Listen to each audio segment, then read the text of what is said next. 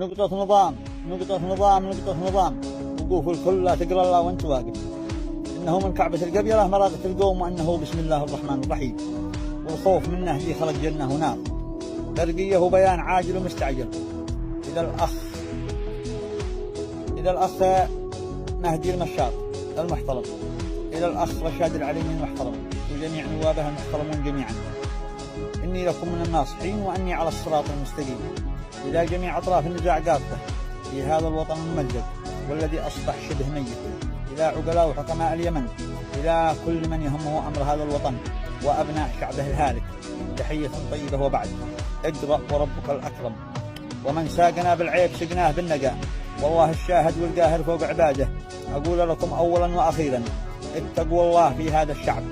الشعب يموت جوعا، والناس تأكل من الزبالات والقمامات، وأصبح شعب اليمن الأصيل يتسول بسبب غباء حكامه وعدم قدرتهم لإدارة حكم الدولة اليمنية، مما جعلنا مسخرة أمام العالم كله.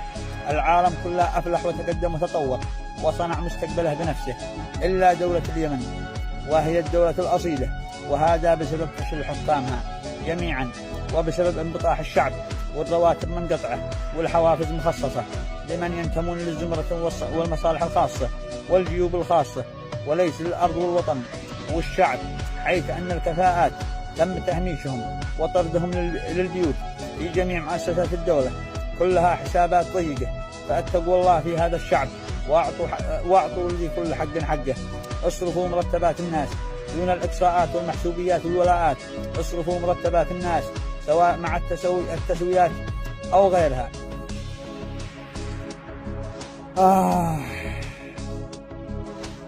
عليكم بناء مدن سكنية للمتشردين والفقراء والمرضوخين في الشوارع وعلى الطرقات والرصوف، وتوفير جميع ما يلزم، وبناء مستشفيات مجانية، وبناء وطن كحال الأوطنة والعيش بسلام وكرامة. ولا تنتظروا من خصم أن يصرف موظفيكم وشعبكم رواتب أو أن تقارنوا أنفسكم به، فالفشل وعدم القدرة على السياسة والحكم. فلا تنجروا وراء ما يصلكم إلى زمرة النفاق، إن الأوضاع على ما يرام. وأود أن أذكركم أن الظلم عواقبه وخيمة، واعتبروا من كان قبلكم، تذكروا عكاش وهيمنته وسيطرته، فلن تستطيعوا أن تسيطروا ربع ما سيطر، ولن تحكموا ربع ما حكم عفاش. كون الشعب يتمنى الآن الرجوع إلى عهده، ومع هذا حين لم يفيده لا محتشدون ولا مسيرات ولا شعارات ولا هتافات ولا أنصار ولا أعوان إلى آخره وإلى مصيره.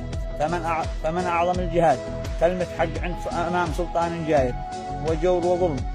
مسؤوليتكم على العلن، الأبراج تشيد لمن ينتمون لعصابتكم، ونصف الشعب يتسول في الشوارع. أعد محاسبة أنفسكم قبل أن تحاسب غيرك، وإن لم تقم العدل في نفسك لن تقيم العدل في رعيته. من لم يقم العدل في نفسه لن يقيم العدل في رعيته. وستحاكموا أمام الله وخلقه عن كل صغيرة وكبيرة وعن كل ظلم وجور. وأخيرا لن تستطيعوا أن تحكموا في المحافظات التي تسيطروا عليها، فأتركوها ودعوها لغيركم، وأني لكم لناصح أمين.